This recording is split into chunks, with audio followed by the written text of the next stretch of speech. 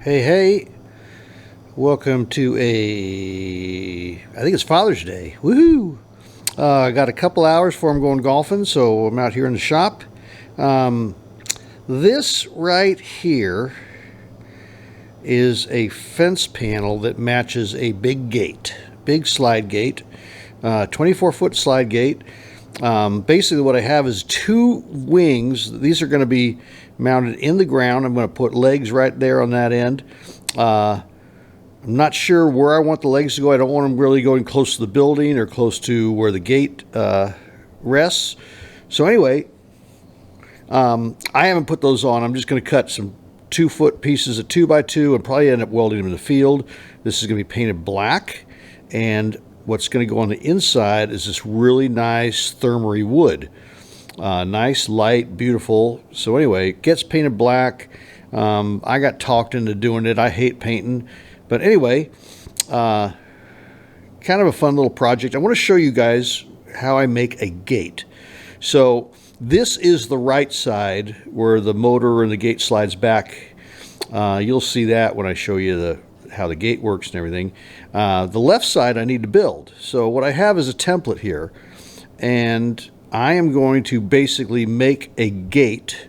I'm going to have a 6-foot solid section that'll be that end down there, and then on this side closest to me here, this is going to swing, but I want it to look like the gate and the right side panel.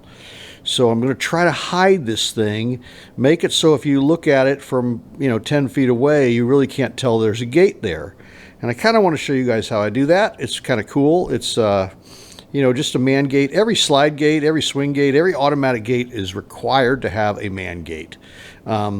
This is just so people don't push a button and make the motor go every time. Because when you walk through an opening that's automated, chances are everything's going to be fine. But that one chance where somebody lags behind or the sensors don't hit or whatever, you don't want to pinch somebody. You want people pedestrians walking through what we call a man gate. So anyway, going to take you on that project, and we're going to have some fun.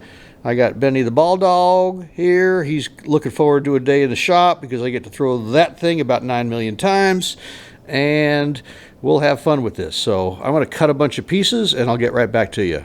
All right, a bunch of cuts later.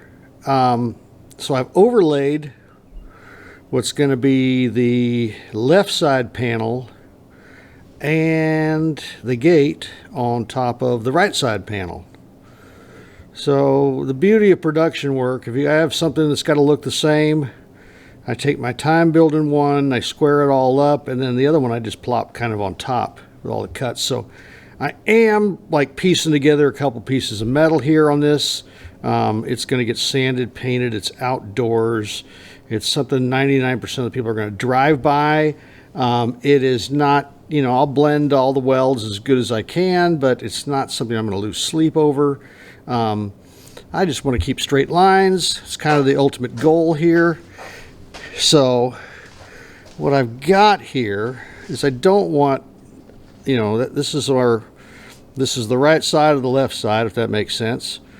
So I've got that pretty much welded up. This is going to be the gate side. So here is where my gate begins. And you can see I've got a nice straight line. I pulled my, diagonals. I'm at 87 inches from that corner to this corner, and 87 inches from that corner to this corner. So I know I got a nice square gate. And then basically what I'm going to do, I'm going to weld these 3 pieces on here. I know if I really knew what I was doing, I could run one long piece all the way down there, but it's kind of a, design as you go type situation here. Anyway, it's going to look fine, sand and blend. And then I'm going to have to cap this. So I've got like a 1/4 inch gap. I might end up making that just a little bit bigger, but I'm going to just put 2-inch flat bar, 1/8 inch on those pieces there. Now remember, this piece here is going to be on a hinge and a post, so I can always slide that thing out. So I like these distances right now. When I cap it, it'll it'll all kind of make a little bit more sense. So, but anyway, and then the wood are 6-foot long pieces that, you know, that are going to go in here, and I'll have to have something to screw in, you know, right here, you know, all the way up, and then there and all the way up. You can see the metal's a little bit dirty. You're going to have to clean it really nice before I paint it.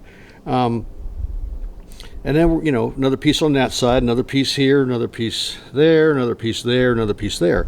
And then all I should really end up with is just a piece of saw cut wood that's maybe an 1/8 inch apart, but it's all really well supported in structure. So as the sun hits this thing and everything else hits this thing, it's not going anywhere. The last thing I'm going to do is on the inside of here is I'm going to box this in on this side.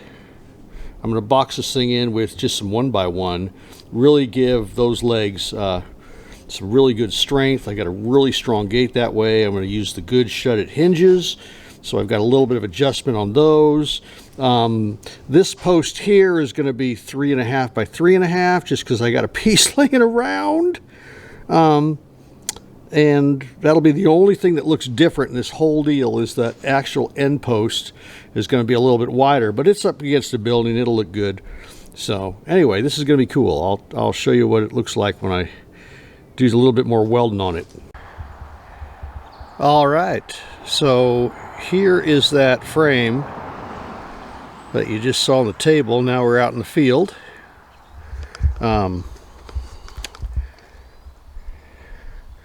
All concreted in, all painted. God, I hate painting. We're going to put a latch on this, and we're going to cover it with thermery. So it's a baked ash. I'll kind of show you what the finished product looks like. So this is the panel that it was sitting under. It's 5 1/4 thermery. I had it milled. 1/4 inch gaps. The gate right here, got a nice slide gate. This is the back side of it. We got the Max Controls 1400 slide. Got that all hooked up. So you can kind of see the process I went through. Same deal, 1/4 inch gaps. You know, the bad side of this lumber, if there's not much of a bad side, but the bad side is on the back. Basically, I have 69 inch inside panels. ID. I cut 12 of them at a time. I set them in there. I use stainless steel screws. The nice thing about this lumber, it's really not that heavy. The great thing about this lumber is it is baked. And anytime you're dealing with baked wood, they basically bake the sugar out of. Just goes into this giant kiln. This is just ash. So you got baked ash, makes great decking, makes great siding, makes great gate panels, but it will not be eaten by bugs. So we're about 10 miles from the coast out here, kind of damp, nice foggy morning in June. This is the first foggy morning we've seen in a long time. But anyway, it's really nice. And I'll give you a tour of how the gate works and all that after I put a little more lumber on this side over here. I'm close to being done. That old shed is going to be redone. I might end up doing it for the homeowner. He's got a whole bunch of different projects going on here, but I told him maybe September. It's a little busy right now. All right, I'll check in with you in a second. So I wanted to give you just a real close-up on how I attach wood to metal.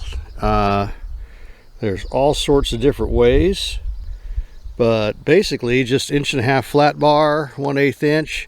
The reason this has got a piece of 1x on it is I'm going to actually overlap the wood and make it look like, hopefully it's like a continuous panel.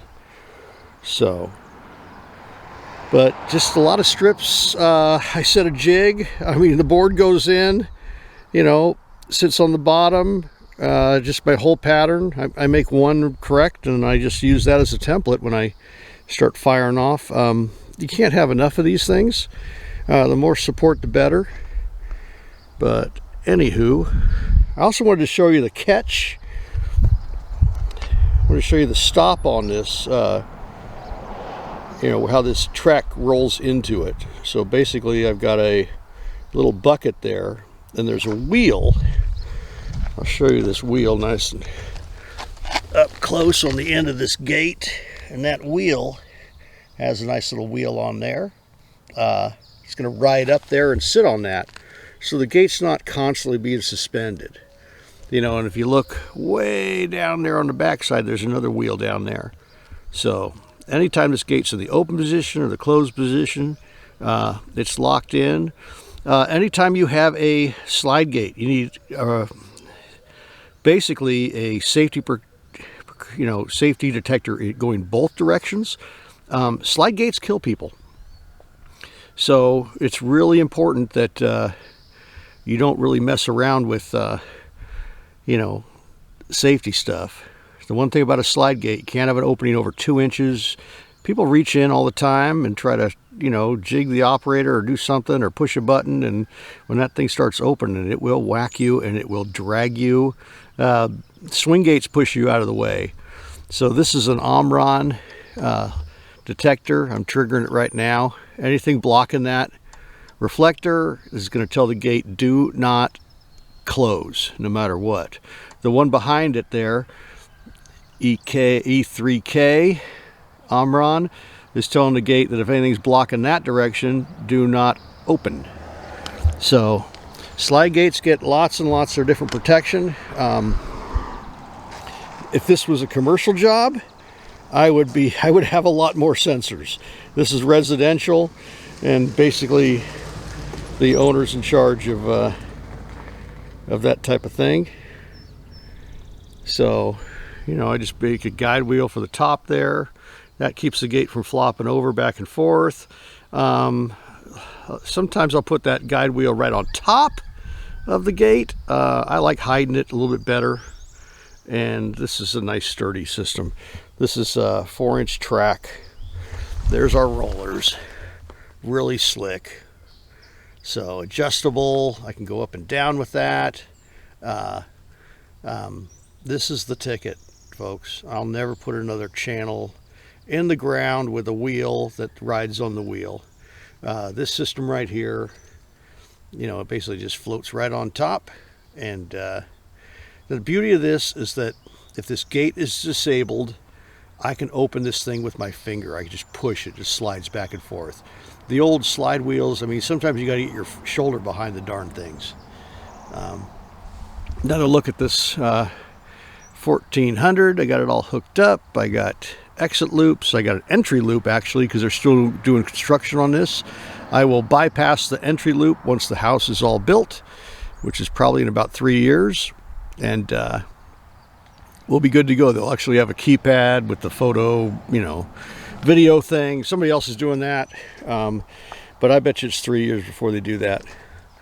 So anyway, that's that bad boy. All right, just kind of wanted to show you how these two gates are going to meet.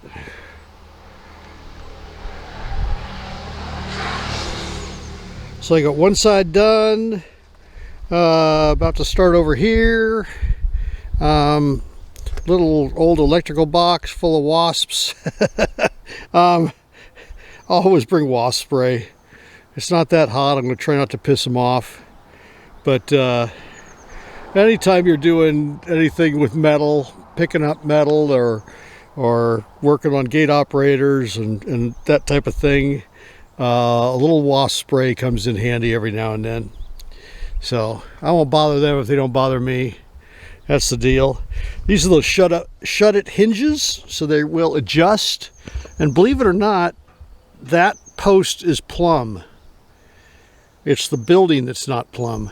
I don't know if you can see it a little bit better here, but anyway, we're going to fix that building and square it up a little bit. It'll make my job look better.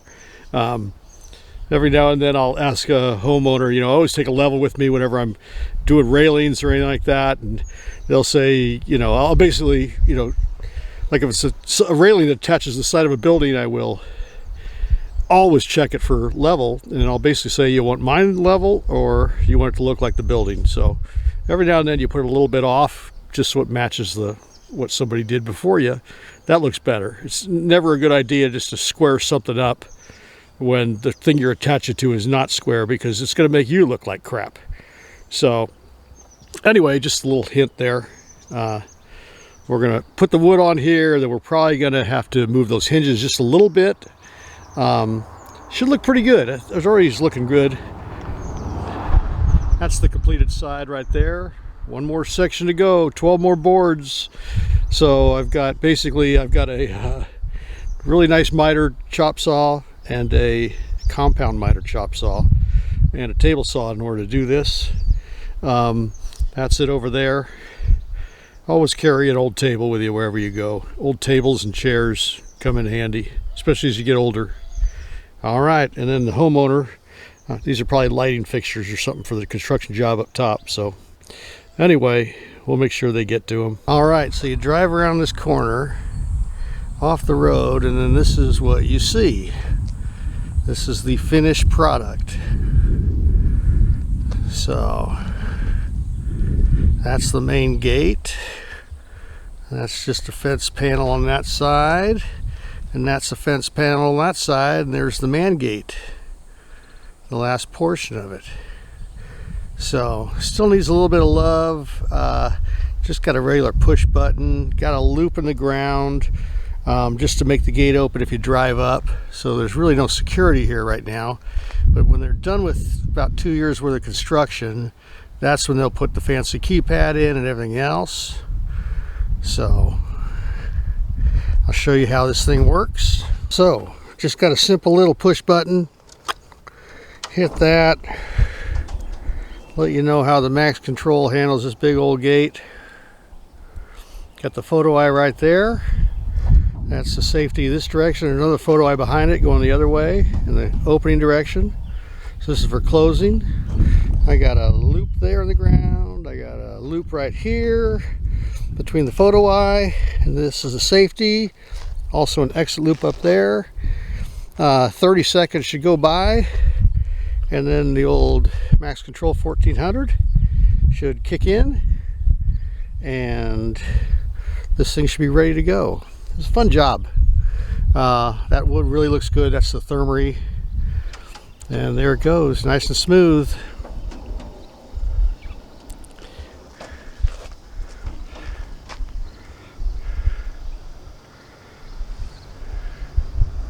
See if I got the limit set right. Should just barely slide into that. Slow down right there and roll up.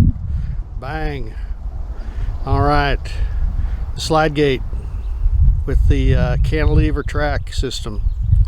I like it.